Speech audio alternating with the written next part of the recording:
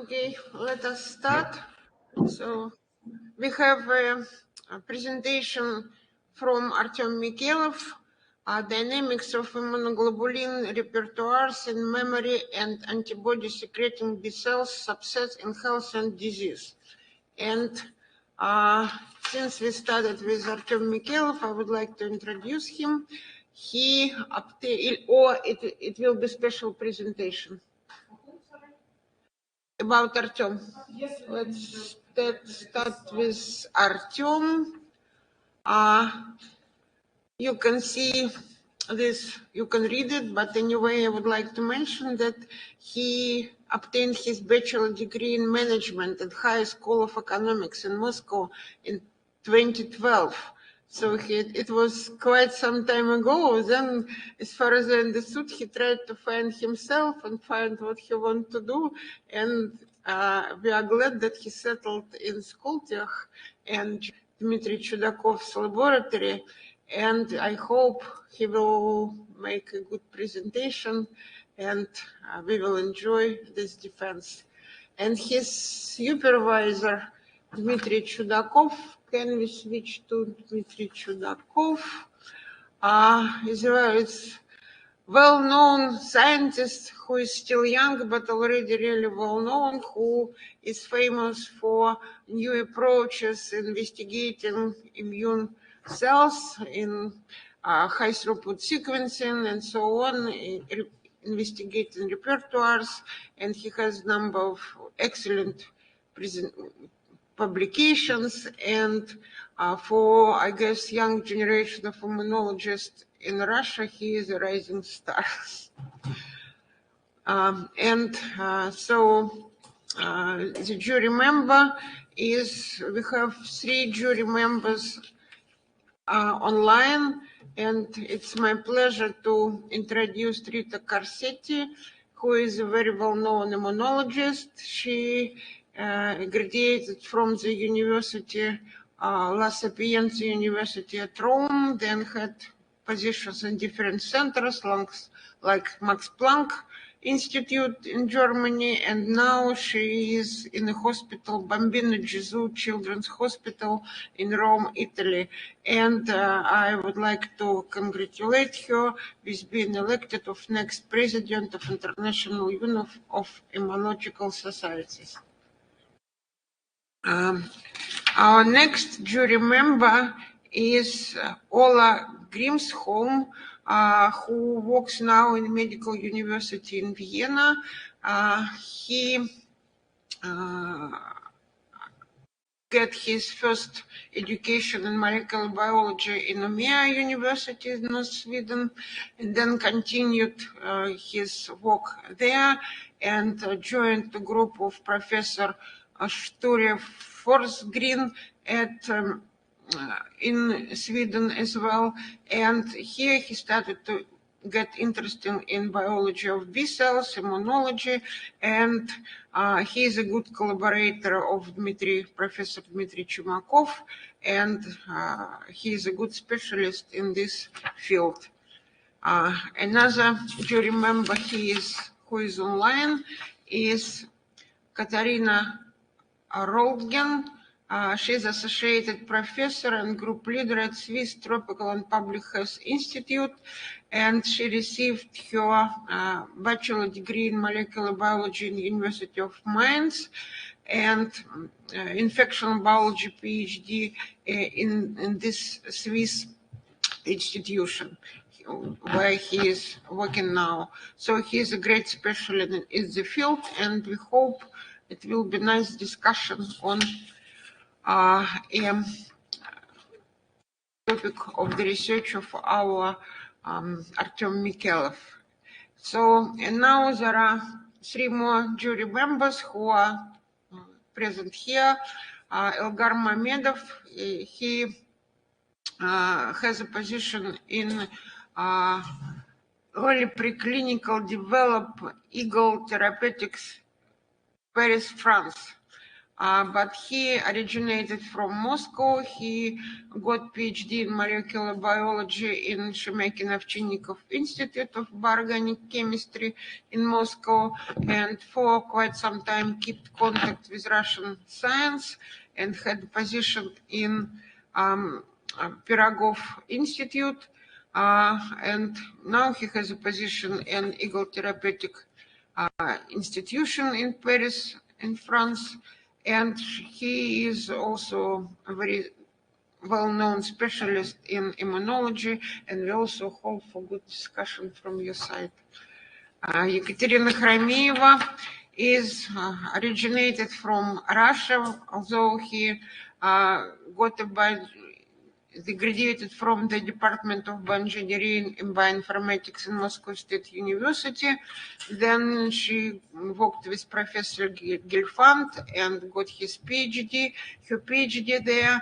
And then she worked quite some time in different organizations in Europe, and then come back to Skoltech, and now she got a position of assistant professor at Skoltech Center, and she is a specialist in big data sequencing, and we also hope that she can analyze and ask questions concerning this particular research topic.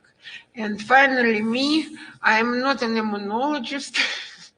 But I think the reason they invited me that I follow Artem from his very beginning of his PhD in Skoltech, so I'm sort of familiar with the progress of his work. And my field of interest is more molecular biology, in particular ribonucleoprotein complexes like ribosome or telomerase. But I'm really also very interested in immunology, and for me it is a pleasure to participate and to be the chair of this jury committee. And I guess I introduced everyone. If someone wants to add something about himself, that is great. Questions, comments, additions, whatever. Okay, then we start with presentation. Please, Artem, you have.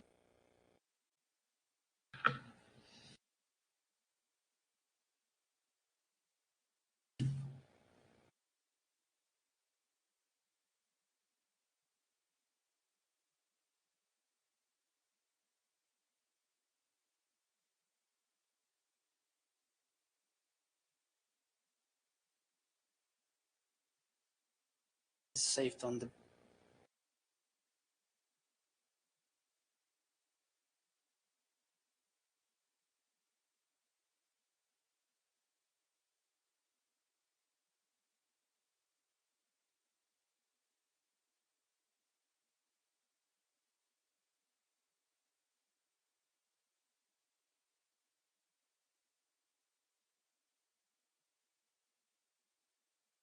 Okay, dear colleagues, we're now ready to start. And thank you all for joining me here today for my PhD thesis defense. And thank you, Olga, for your kind introduction. And my PhD research was dedicated to studying the dynamics of immunoglobulin repertoires in the differentiated cell subsets of B-cell lineage, namely memory B cells, plasmablasts, and plasma cells. And here is the rationale why we decided to study this. It's well known that the B cells are crucial for maintaining the immune responses in humans, and these cells are important both in humoral responses, also at the cellular compartment. And what we know that there are different cell subsets of the lineage which contribute to this, and particularly for immune memory from the B cell side, plasmablasts or short-lived plasma cells, memory B cells, or long-lived plasma cells are of crucial importance. And it is now well known how these cells are emerging, at what stages of immune responses, and we know the transcriptional programs for these cells. However, from the side of the B cell receptor repertoires, there is still a bit of knowledge for these cell subsets, and it's not really clear how the B-cell receptor influences the fate decision in these cell subsets. So we decided to close this knowledge gap. And the diversity of the B-cell receptors is generated through several stepwise processes. And here is the example of it for the immunoglobulin heavy chain locus represented above. And it contains V gene cassette, D gene segment cassette, and J gene segment cassette, along with the set of constant region gene segments. And in the process of VDJ recombination during the maturation of the B cells, one particular V gene is selected, one particular D gene is selected, and J gene selected, and they're recombined together with addition of random nucleotides at the junctions, or deletion of random nucleotides at the junctions. And further, when the B cell is activated, the random mutations, they're shown here in red, are introduced into the sequence of this receptor in the genome, and this process is known as the somatic hypermutations. And finally, in the process which is tightly coupled with the somatic hypermutations isotype switching, some of the constant region genes can be removed, leaving the others in the cassette, and then at the mRNA level, the mature transcript looks like this. It has VDJ segment and constant region, and hypermutations introduced during this process of maturation. And the most variable part of it is complementarity determining region 3, while the other complementarity determining regions are encoded in the germline sequence of V gene. And there are also 3 framework regions which constitute the body of sorry, what's happening? Could you please switch on the...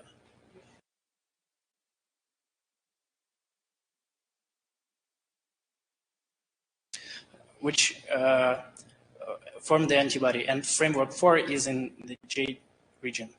And of course, you know that the antibody is a heterodimer. It consists not only of heavy chain, but also from light chain. And light chain also contributes to this diversity. And although the light chain loci are organized in a bit different way, the process of the diversity generation is quite similar, although they don't have the D gene. So there is a little bit less diversity in the light chain. Taken together, these processes generate an enormous theoretical diversity of 10 power 18 number of different variants. And this is just a recombinational diversity, not taking into account the somatic hypermutations, which of course can lead to much larger numbers of different variants of receptors. And in particular, individual, on average, there are 10 power 11 B cells. So you might imagine that this, in every individual, there is just a little tiny fraction of this theoretical diversity. So this poses the biggest challenge for studying this enormous diversity. And to add another layer on the population, for each of these segments from which the antibodies are formed, there is also a big heterogeneity, and these loci are quite polymorphic. And for each of the segments, there usually are several known polymorphisms, and the number of them being discovered is growing now. However, there is a challenge for studying this loci from the point of view of the allelic variants, because these loci contain many repetitive sequences, so it's quite hard to explore it with the conventional short-read technologies.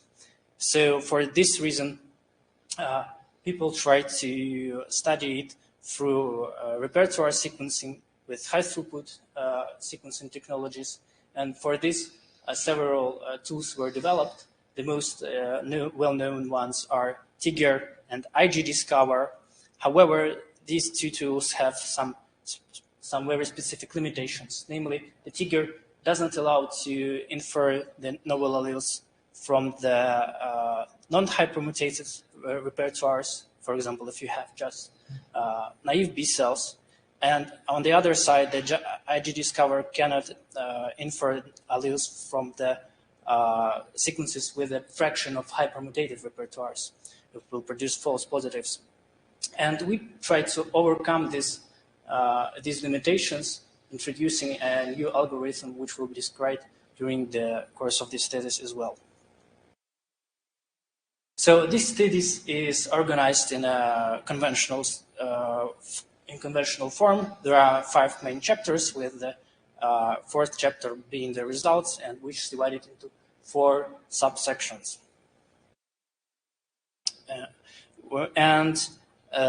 Here are the research objectives.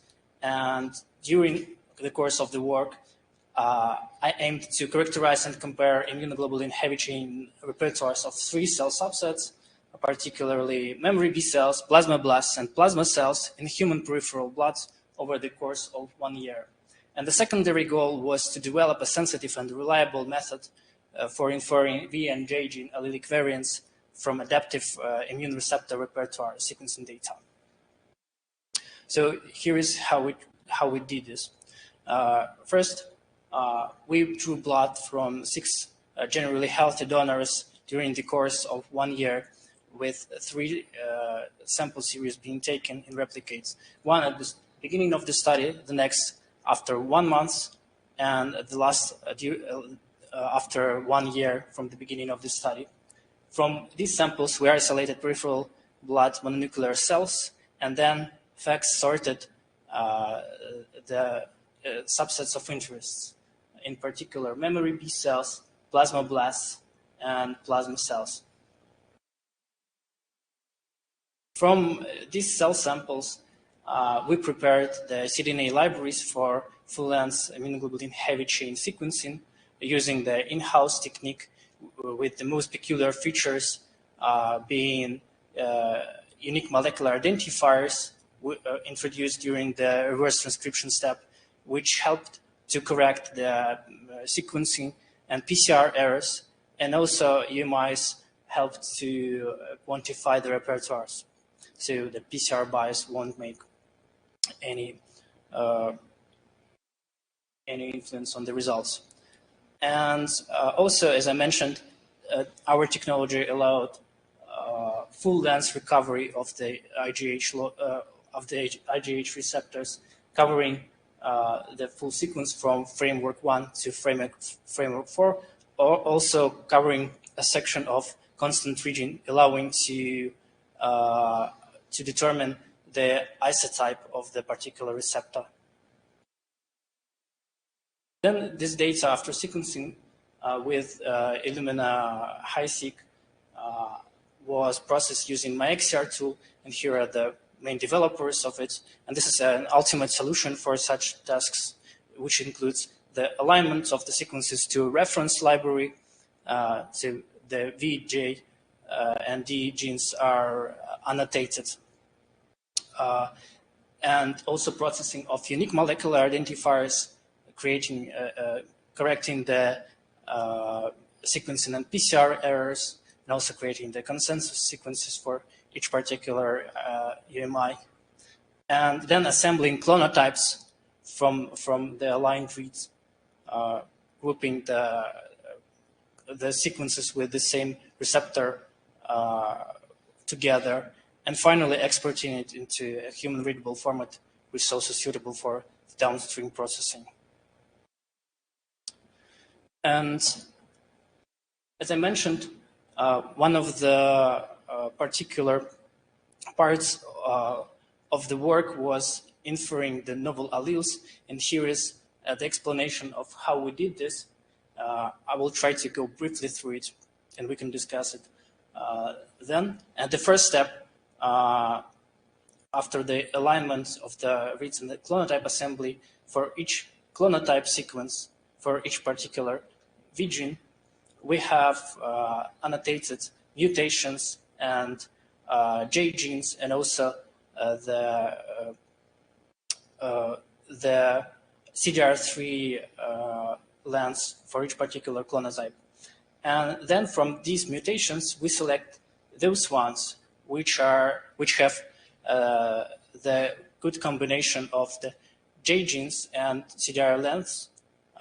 So we see these particular mutation in many very different clonotypes, and we select them as the candidates.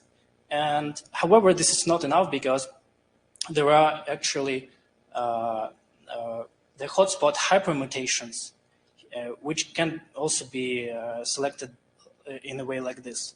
And so there are additional very important steps in this process. We then exclude all of the other mutations, so meaning that there are probably the hypermutations from the clonotypes. So we filter this set only down to those one which were found with the good diversity of J gene and CDR3 length combinations. And then for each particular mutation set, which we see here, we gather all the clonotypes which have these mutations, and then for them we calculate the number of different J gene and CDR3 length combinations. And also beside this, we calculate the number of clonotypes which have unmutated corresponding J gene, because here we infer the alleles for V gene. And then we combine them, basically multiplying number of clones with unmutated genes by 2, and thus we have this score. And here we select allele candidates by a threshold on the score. However, one last step is necessary, and during this last step, all of the other mutation sets which were filtered out in the previous sets release the clones, which we then realign to the allelic candidates. And finally, after all of this, we select the first variant here and also the other ones which have the score at least of 1.45 from the maximum score in this table. So all in all, it sounds very complicated, and it is. And this is due to the fact that this is in fact a very challenging task, because there are, besides just simple hypermutations, there are hotspot hypermutations which are quite frequent, and in some types of data there might be selection for some particular mutation. So it's actually quite hard to distinguish the actual polymorphisms present in the germline from the hypermutations.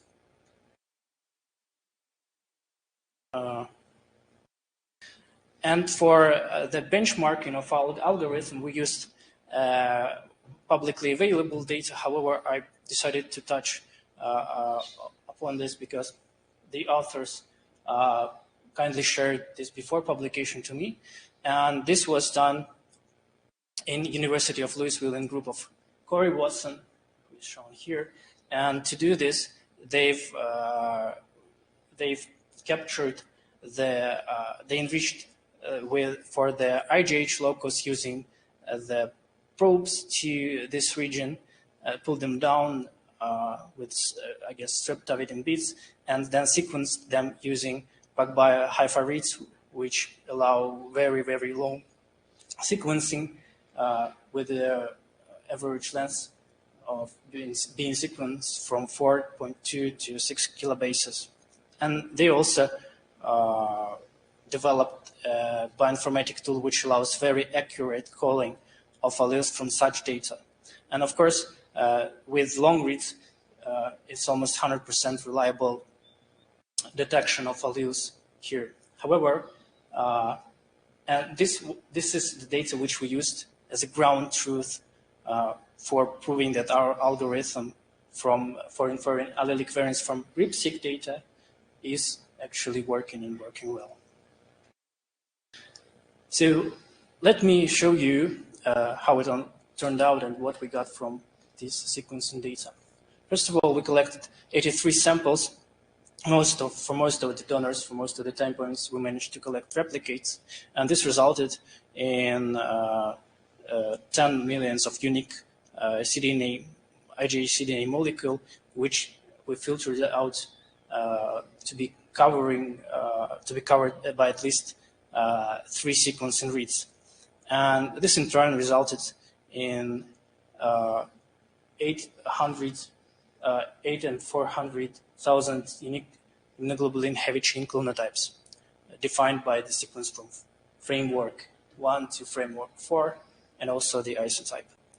And for the most common sample sizes, here are the diversity numbers of clonotypes presented here. And for memory B cells, on average 20,000 clonotypes were present for a typical sample of 50,000 cells. For plasmablasts, it was around 600 for 1,000 cells and 800 for plasma cells.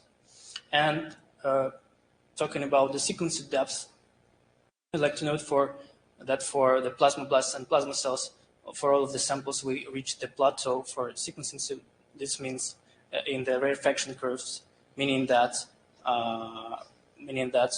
we've covered all of the diversity present within the samples. However, we haven't reached this plateau for memory B cells. So probably the diversity is underestimated even within samples.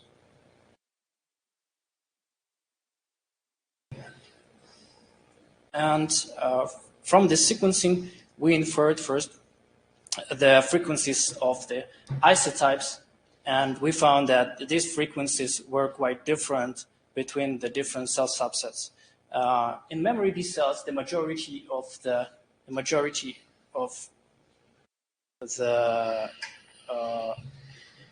clonotypes were presented by IgM isotype, and this was not the case for antibody-secreting cell subsets, where the IgA was dominant in both plasmablasts and plasma cells, with the IgG being the second biggest isotype there, which is not, again, the case for memory B cells.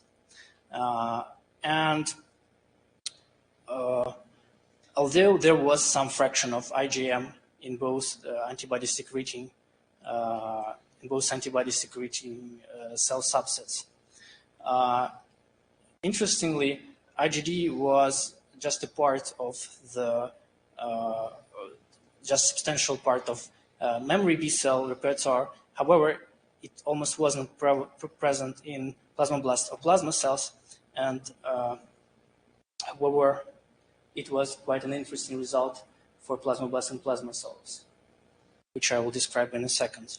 And what was interesting that there were IgD present in plasmablasts and plasma cells, and these small number of clonotypes with IgD were quite hypermutated, meaning that these were not kind of naive cells or something. So they're really, really much more hypermutated than IgDs in memory B cell subset. And on this plot, we show the level of somatic hypermutations between the cell subsets in different isotypes. And what's peculiar is that almost in all of the isotypes, the antibody-secreting cells were much more hypermutated than the memory B cells, and with only exception of IgE, which is probably explained just by the low number of clonotypes which we captured for this isotype in these fractions. And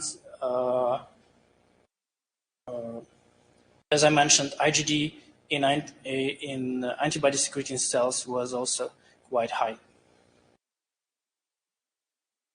The next distinction which we discovered between the cell subset repertoires was in the length of their complementarity determinant region 3, and again in plasmablasts, it was higher than in memory B cells, in IgM, IgD, and also in IgA, and in plasma cells, the difference was only noted in the IgA and IgD. Finally, we compared the distributions of V gene usage between the cell subsets, and we also compared it to that of naive repertoires, and we used for this the publicly available naive repertoires, and which were prepared using the very similar technique, using 5' race-based sequencing and utilizing unique molecular identifiers. So we don't expect much of bias from the technology here. And what was peculiar that in all of the studied cell subsets, the V gene usage was quite similar and was drastically different from the V usage in naive cells. And what's even more interesting that this difference was dictated by the sequence of the V gene here. And here in the bottom, the V genes are grouped by the similarity of their sequence. And here you can see how drastically they are enriched compared to naive cells, and how concordant is it with within the similar clusters of V genes. This was also true when we look at not just the aggregated data for all of the participants, but also on the level of each individual. We observed the same result, with some of the V genes being exceptions from this. However, we probably address this to the difference, again, in the allelic variants of these V genes in particular donors. So these were the distinct and common features between the repertoires. And now let me present the data about the stability of the repertoires over time, because our study was longitudinal. And first of all, of course, the inter-individual differences were much higher than intra-individual. And this shows us, again, that the immunoglobulin heavy chain are private to a large degree. And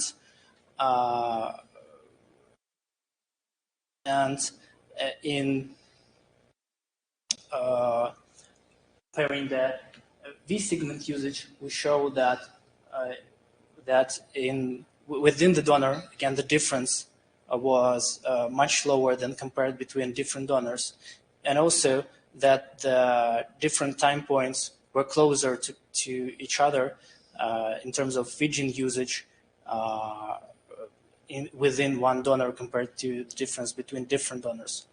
And however, judging by the number of shared clonotypes between the samples, we can see that there was no significant difference between the number of shared clonotypes between samples belonging to the same donor taken at the same time points, meaning they're replicates, compared to the samples taken from the same donors, however, at different time points. So this hints us to the stability of the B-cell memory repertoire.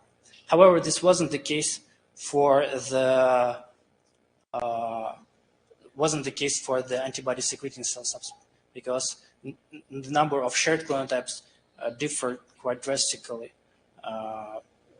when samples were taken at different time points. What's peculiar that the number of shared clonotypes in memory B cells didn't differ even when we compare the samples at close time points and samples at the 1 year distance time points. So, meaning that the memory B cell repertoire is much more stable even during the course of 1 year. While there was a difference between the distant time points and close time points in the number of shared clonotypes in the antibody-secreting cell subsets.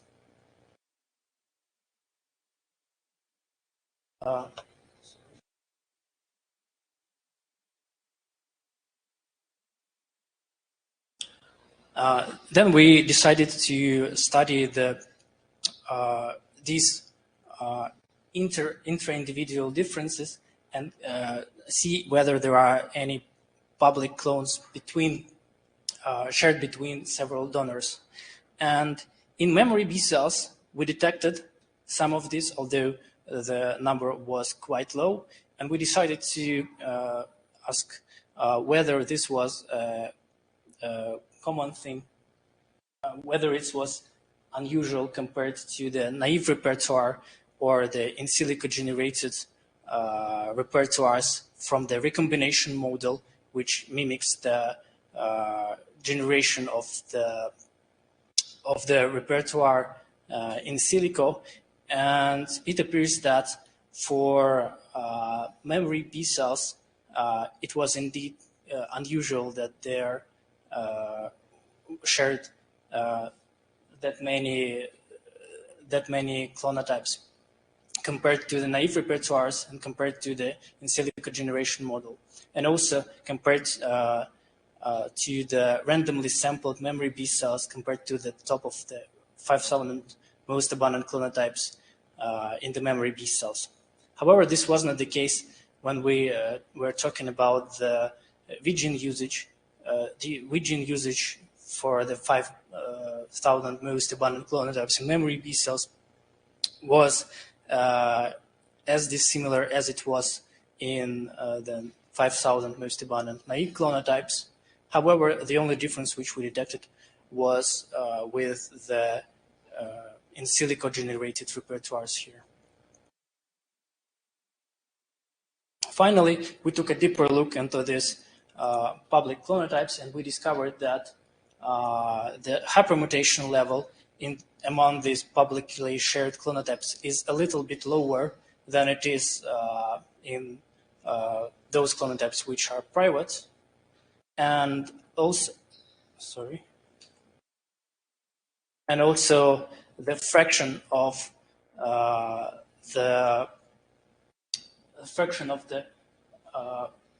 and the public clonotypes were actually more frequently sampled in multiple time points. So meaning that this is kind of persistent memory, maybe to common antigens, or one other explanation which also is connected with the lower rate of somatic hypermutation is that this is some kind of innate-like B cells which are shared between the donors.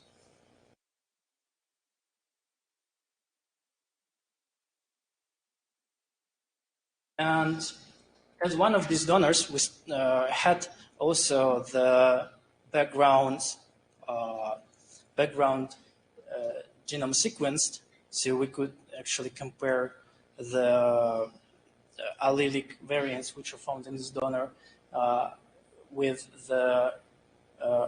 our developed algorithm for novel allele inference and genotyping for VG and J genes for from the repertoire sequencing data.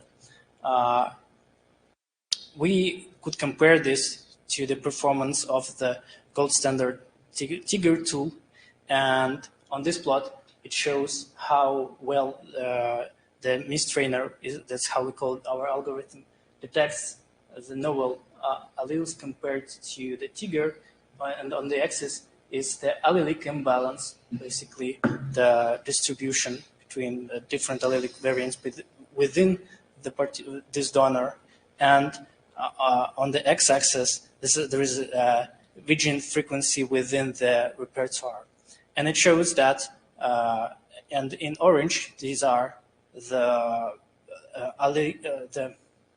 alleles which were failed to be detected by either tool, and it shows that mistrainer really struggles only with those which have a very, very high allelic imbalance. And we also checked up on this particular V allele, and it appears that there is an insertion in the recombination signal sequence for this particular allele. So this is why it's so lowly expressed at the RNA level. However, the competitor tool, the Tiger, missed almost half of the alleles which was present in this donor, and this missing didn't really depend on one of these parameters.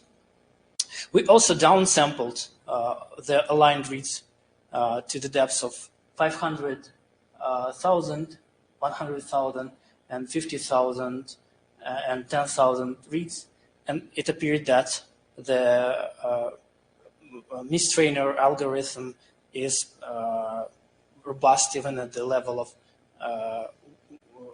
100,000 aligned reads, and it detects all the same diversity of alleles in this sample, while missing only one additional allele at the depths of 500 reads. And the initial depth was around 1 million reads here, which was not the case for the Tiger, which showed drastical reduction of performance with the downsampling of the repertoire. So here's the summary table for this data, and it shows that for this particular donor, we detected 19 of 20 alleles, novel alleles, which were not present in the reference library at the beginning, and at the worst scenario of 10,000 aligned reads, we got 14 or 70% of it, while Tiger only got 40% or 8 out of 20 in the very beginning. Finally, this wasn't part of the thesis. I just got this result quite recently. This is the same analysis repeated on the larger number of donors, not just one, but 23 donors, and we show that mistrainer manages to capture the majority of the alleles which were present in particular donor, while producing as many false positive calls as Tiger does.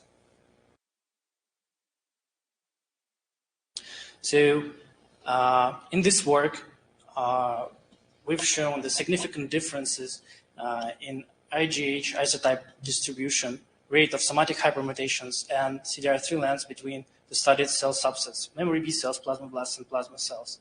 On the contrary, memory B cells, plasmablasts, and plasma cells were similar by their V-gene usage, and what's interesting, they were concordantly distant from the naive B cells in this regard, and this correlated enrichment or depletion in V segment usage was coinciding with the level of sequence similarity between the V segments.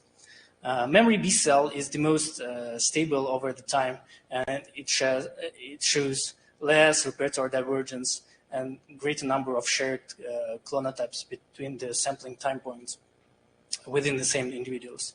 While PBL, plasmablasts, and plasma cells seem to be transient in peripheral blood, which is in fact expected because we know that the plasma cells reside predominantly in the bone marrow.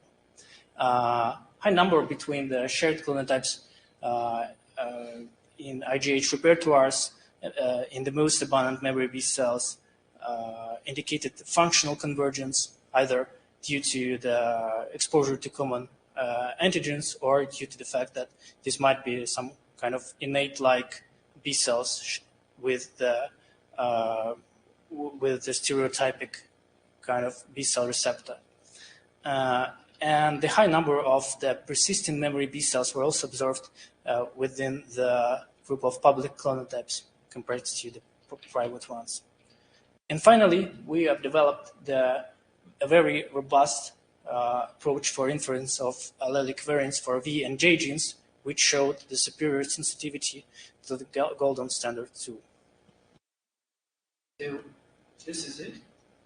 And on the final, here is the list of my publications. And finally, I would like to greatly thank all of the people who participated in this work. Probably most importantly, Ivan Zvagin, who guided me through the beginning of this work and also contributed by collecting samples for the first time points of the work. Then Dmitry Chudakov, who supervised the whole work. Also, my dear collaborators, Georgy Bazykin and Evgenia Alexeyeva, who performed the further analysis, which I didn't include in this thesis. However, it contributed to our publishing the paper, and I recommend reading the part of the analysis which is from their point of view and their evolutionary biologists, showing that selection, in fact, present in these cell subsets. Also, I'm heartily thank Oscar Rodriguez and Corey Watson for sharing their data on long reads, which helped us to compare our algorithm of inferring novel alleles and genotyping using the very reliable ground truth. And finally, my XCR team, Stanislav Paslavsky and Dmitry Bolotin, who contributed to the development of this tool, which I used for processing repertoire sequencing data, and Georgy Nefedyev, who was also one of the inventors of the novel alleles algorithm and contributed greatly to this from the idea to the implementation. And all of the people from the Chudakov's lab in Institute of Bioorganic Chemistry and Skoltech who helped me along the way. Thank you.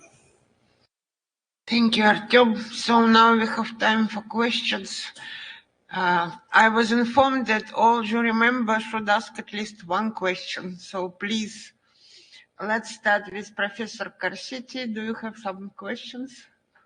Oh, thank you very much. It was a very nice talk, Artem, really beautiful. And I do have a question. It's a basic immunology question. How do we explain that plasmablasts are much more mutated and have long CDR3 than memory cells, in the sense that I do understand that, of course, you produce plasmablasts transiently because you produce them when you need them. Now that's very clear. But from which cells do they derive from? In the sense, the circulating memory B cells we have are not, so they have to be further modified to generate plasmablast, and why the plasmablast has longer CDR3. This is also, they cannot derive from each other. So are plasmablasts derived from memory B cells which are in the lymphatic organs, and the circulating one are precursors, but still I don't understand the longer CDR3. So this, if you have an idea of how can we explain this? Yeah, thank you for this very nice question. In fact, it puzzled me from the beginning here how it could happen, because it's generally assumed that the plasmablasts, short-lived plasma cells, they originate very early in the immune reaction, right? So, and they're less hypermutated with less affinity. And what we see here in our data is the opposite, right?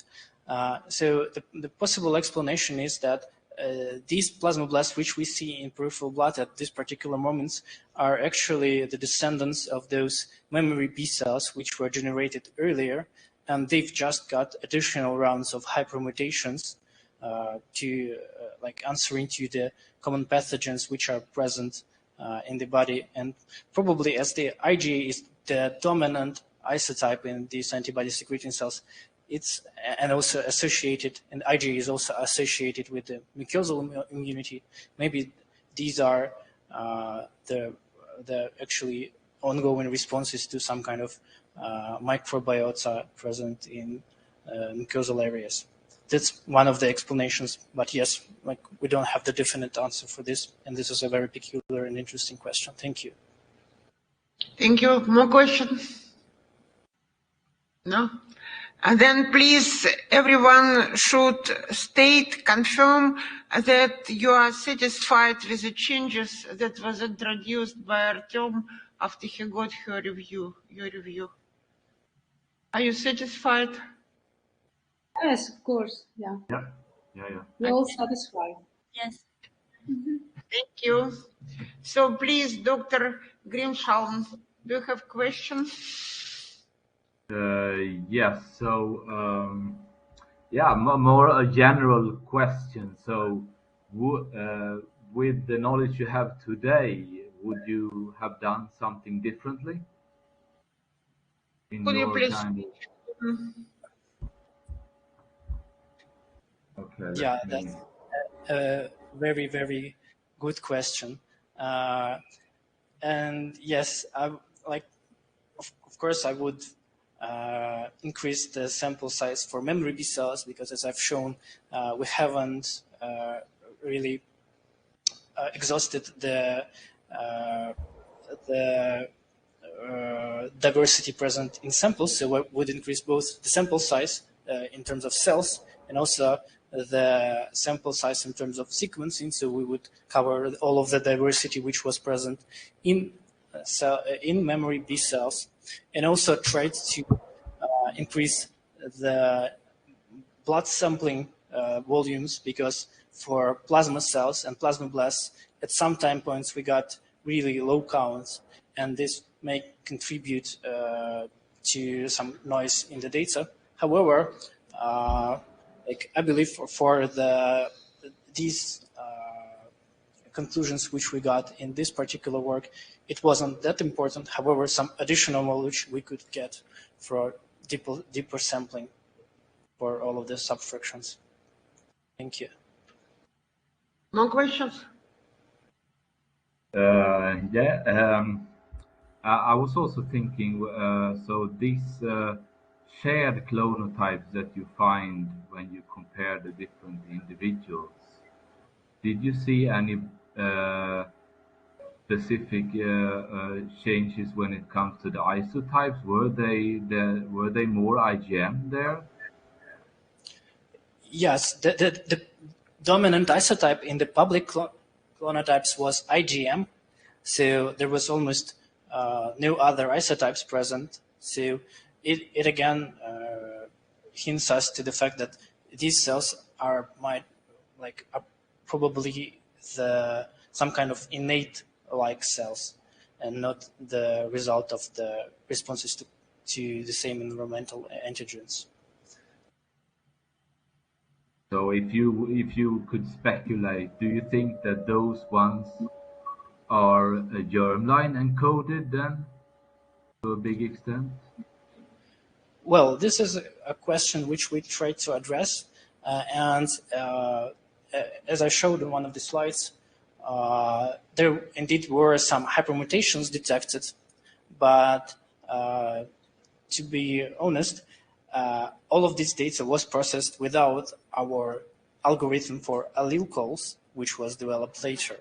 And maybe some of these hypermutations, which we call back then, might be actually the allelic variants, and this contributed to these hypermutations, which false positively called. However, as it is now, they were hypermutated at least at some level. But we'll definitely redo this analysis to confirm this with our newly developed tool. Would you think that these then clonotypes are present already in young infants? Well, that's interesting because I guess there is some temporal dynamics of the innate-like cells with age, and actually people have shown that at least for T cells, I noticed that the proportions really for NKT-like cells, they are changed with age. So I believe that this also might be happening with the innate-like B cells. And in this case, yeah, we can assume that there might be present in the children. Okay.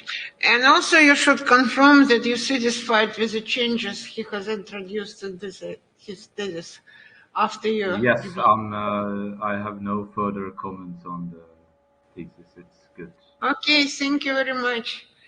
Dr. Katarina Rolgin, please, do you have questions? Yes. Hello, everyone. Hello, Artem. Thanks a lot for your excellent presentation. And congratulations on this great PhD thesis. I had a couple of questions on your new algorithm that you have developed. I'm actually very interested in studying samples from West African regions. And so my first question would be, what do you think, how close are we in knowing the allelic variation in different populations or in general in humans? Oh, I guess especially for the African populations, we are extremely far from being complete on this allelic variants. And this tool we are now already be implementing for studying the differences in allelic variants between different populations. And now preliminary results show that for African population, there is a very, very, very divergent pattern of usage of alleles in V genes in most of the V genes. So it's really striking from all of the other populations. So yes, there is a great potential with this tool being used for this particular reason, for studying the variation from African populations. And there actually in the literature there is also there are also examples of functional importance of these different allelic variants for mounting the response towards the particular antigens. So yeah, this is of great importance in this field as well. Thank you. That's really interesting. More questions? Yes. So maybe one question in general about the function. So what do you think?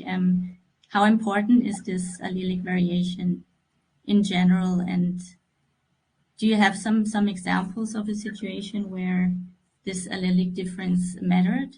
Like for example, in an infection or. One of the most widely known examples here is the differences in the response against influenza, and there are allelic variants which mount better response for hemagglutinin, one of the hemagglutinin antigen, which results in different outcomes for vaccination, for example, and this leads to a very, very direct and important implications. So alleles indeed matter. Yeah. And I had one more question because you mainly studied younger individuals in this thesis. So I was wondering if you have an idea of what would be the difference in older or very old populations regarding the somatic hypermutation, CDR3 length, and also the public clonotype? Mm-hmm. Thank you. This is also a good question. And I cannot tell for the particular cell subsets because it hasn't been yet studied. But in general, for IgH repertoires, it's quite well known that the level of hypermutations increases with age, and also the proportion of switched isotype increases during aging in humans. So, however, it would be quite interesting to explore this from the subsets point of view, because we don't really know in particular, for example, plasma cells, do we got more hypermutated sequences, and then memory B cells do we get more different isotypes.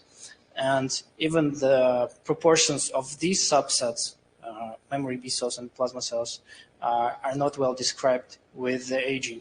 Well, for T cells, it's at least known that the memory B cells rise in their frequency, memory T cells, sorry, are rising in the proportion with aging. And here, I don't know the definite answer for B cells yet. Okay, thank you. Okay, thank you. And what about, do you satisfied with the changes he introduced to your review? Thank you. Thank you. Dr. Mamedov, please, your questions. Yeah, thank you. I have a couple of questions also. So once again, coming back to these shared or public clonotypes of BCRs, you think that they are some kind of innate-like population. Did you try to find these BCRs in some single-cell data sets coupled with BCR-seq to have an impression what could be this population based on their transcriptional profiles or something like this? Because there are more and more single-cell data, so if they are shared and if they are public, you should find them in some data sets. Можно нам переключить картинку? Okay, so maybe we could switch to the slides with the... And while we're switching, I'll start answering this. Thank you for this very nice question. The problem here is that besides there are some clonotypes which are shared, there's still a very low number of them yet. And, sure. And on the other side, the single-cell sequencing for B-cell repertoires is also quite shallow at the day, because the throughput of single-cell technologies now is like much better than it was several years ago. Yeah.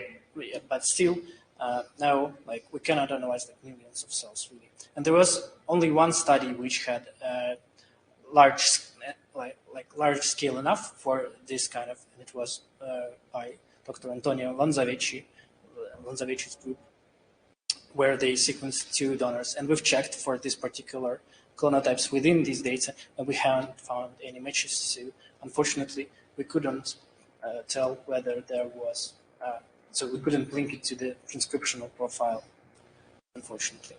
Yeah, but I think for the future, it could be a good idea. It could be the very interesting thing to do. The second question, just a curiosity. You mentioned that for the heavy chains, the principal diversity could be something 10 to the power of 18, and this is for humans, yes? Yes. Do you know, is there any difference compared to mice? Do they have the same diversity or less, or what is it? Well, that's interesting because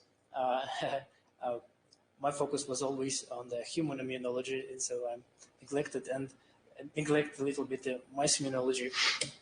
Unfortunately, so I cannot tell really, because I don't remember, like for regions in humans, I exactly know that there are 57 regions. Like for mice, I'm not sure, probably there are less.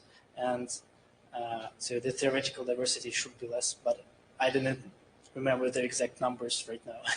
No, I remember as for the TCRs, for example, because they are shorter in mice, the principal diversity in mice are less. And this is expected because they are short-living animals. And they don't need the huge repertoire. And there is a greater cross-reactivity. I just was wondering, is it the case for IgH? Okay. Yeah. Remo? No?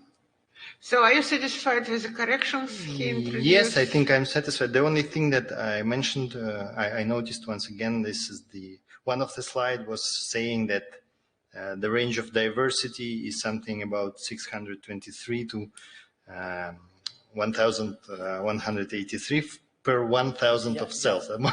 That's what I wanted to comment specifically on. And the thing is that this is this has 2 explanations. Like, we didn't want to exclude any samples, right? Yep. And here for this particular sample, there might be the wrong recording of the number of cells, because the fax sorting machine doesn't give you the exact number of cells, it just gives you the proportion. It's one explanation. And the second side is that for these cell subsets with very high expression rates for this particular mRNAs, there might be errors happening just within cells at the level of the transcription. Mm-hmm. So each cell may be actually producing more than just one variant on the level of mRNA. And we could not detect this because we labeled only with UMIs. As well as reverse transcription errors. Okay, yeah. Thank you. Thank you for actually very, very deep questions about the technology which you provided in the review. Okay, Professor Khrameeva, please. Thank you, Artem, for a very nice presentation. Well, I'm not an immunologist, so my concerns in the report and maybe here are only related to statistical analysis. I asked quite a few questions in my report regarding missing p-values and things, but they are quite minor. I think we can skip the discussion on that. I see that you improved your thesis. I actually could comment on a couple of these. Yeah, I've, for your suggestions, I added the p-values for the isotype distributions because I even noticed some new things which I missed before I added them. So it was helpful not only from statistical and technical things, but for meaning as well. So thank you for this. And for the other concern, which was in the initial review, was that the sample sizes are quite different when we compare, for example, where it was, for example, here, the top memory B cells and the naive and in silico samples. And however, this is done with the Mann-Whitney U-test, which is actually stable. And like I even checked this by downsampling, like picking, and it of course results with the same outcome, because actually if we just look at these pictures, we see that the huge majority of the comparisons at this slide, yeah, here's the pointer, is actually zeros. And if we sample from zeros, we'll always be getting this one. So this all stands all of the, so both the test is robust and both, and I've double checked with additional downsampling here. So yeah, I hope this was addressed. Yeah, so among my comments, I maybe still have only one issue that bothers me. If Professor Danso asks me if I'm completely satisfied, so maybe we discuss this plot regarding the rate of somatic hypermutations when you compare private and public clonotypes, because I see that this particular case is not changed. So here I'm concerned by the huge number of observations in the private group, in the top plot, I mean, because you see, just looking by eye, even if you do not do any statistical analysis, it looks like the difference between the medians here is very minor. So I'm not sure that you can make a conclusion regarding the difference in the rate from this data. See, the medians here are different by like 10%, and even though the formal testing gives you significant p-value here, I don't know. What do you think? Can you really conclude that there is a substantial change in the rate in the private group compared to the public one? Yeah, actually, just 5 minutes ago, I also mentioned the concerns of this plot, because besides the statistical probably this p-value is not representing the actual difference, there is actually a biological thing here, because of these calls of hypermutations might be not the best, because we didn't use our tool for allelic difference. And in fact, like from the start at this plot, we expected that there will be almost no difference between these. However, I've downsampled this one, and of course it wasn't like this p-value, it wasn't that great, but still it holds it to the, I see. Yeah. Yeah. I performed all the downsampling for each of the plots where was apparent difference in the sample sizes. Then it's fine. Thank you. Thank you. Are you satisfied now?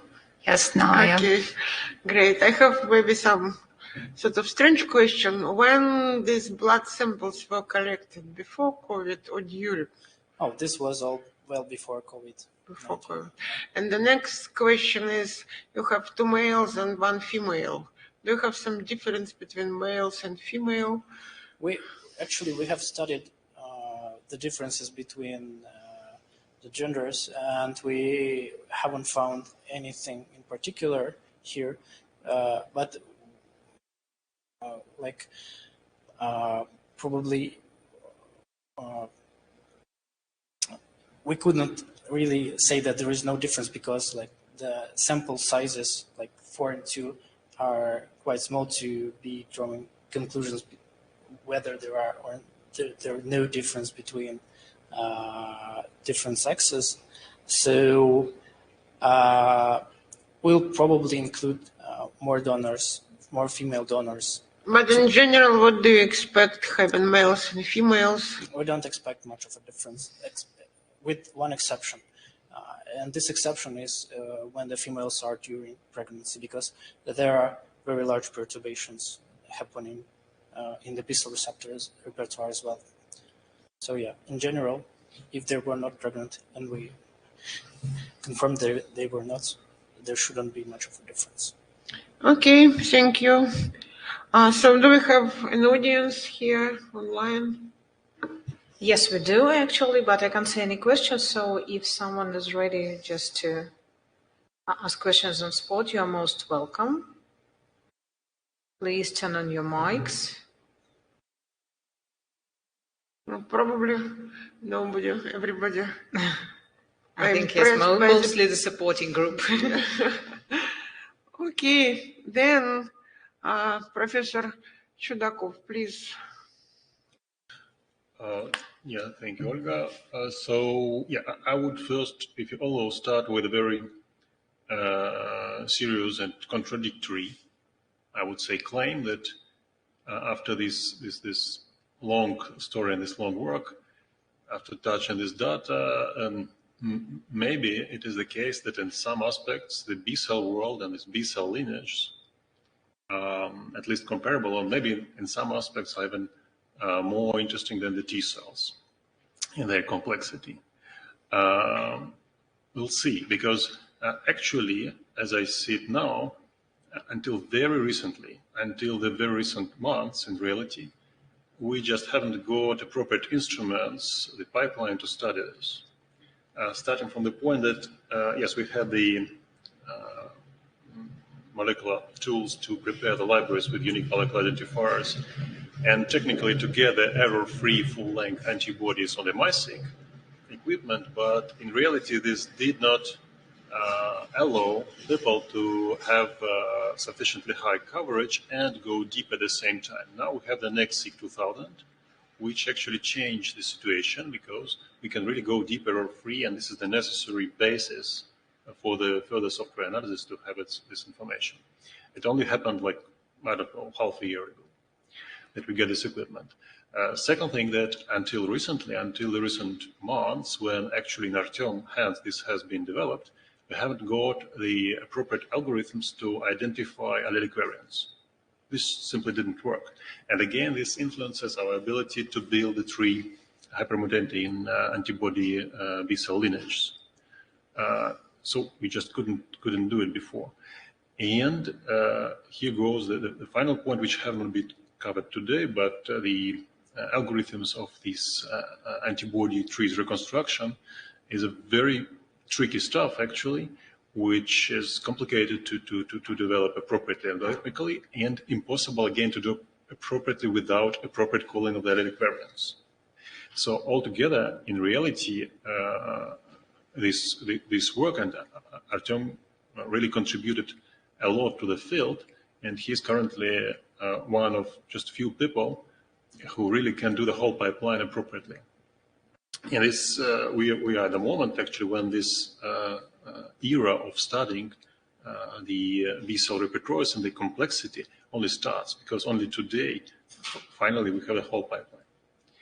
And it was challenging. It was a lot of actually very sophisticated both wet lab and software bioinformatics analysis that Artem performed, and only super high accuracy and only super, how to say it in English, self-critical, fair approach allows you to find reality in these things and to come to the results. And again, what is even more important for me, to the truly working algorithms, which from now would allow us to study the B-cell world and its real complexity.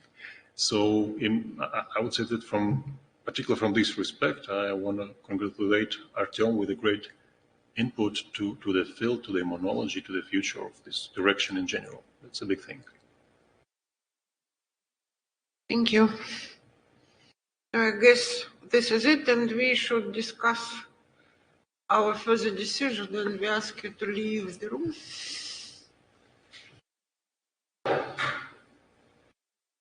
Okay, so Artem and Professor Chudakov, you also asked to leave.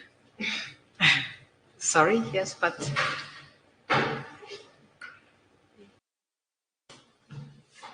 Dear Artem, on behalf of our jury members, I would like to congratulate you. Your path is this, so congratulations and good luck in your future life. I hope it will be continued in science and you will make a lot of good input in our science in the future.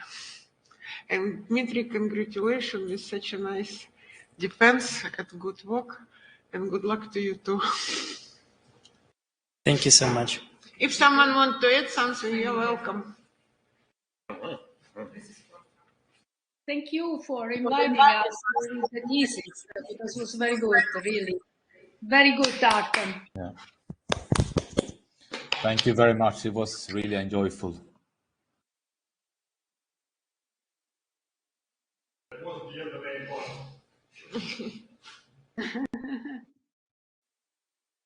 And looking forward to collaborate in the future. You're so beautiful, Artem.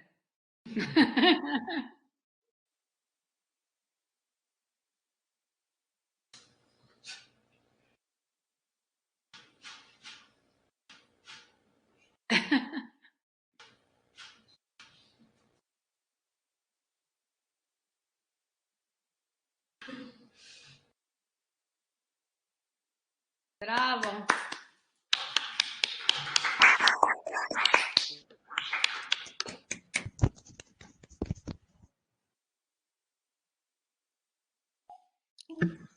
I see that we have an audience online, so if you don't mind to turn on your cameras so that we could see your smiling faces in the photo as well, that would be great. So please, everyone who is still online.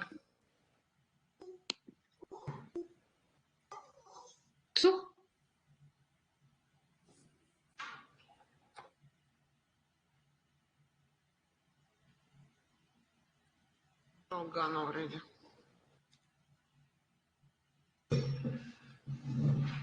Let me thank you again, all of the jury members, for their meaningful and very helpful comments, which really helped me to improve.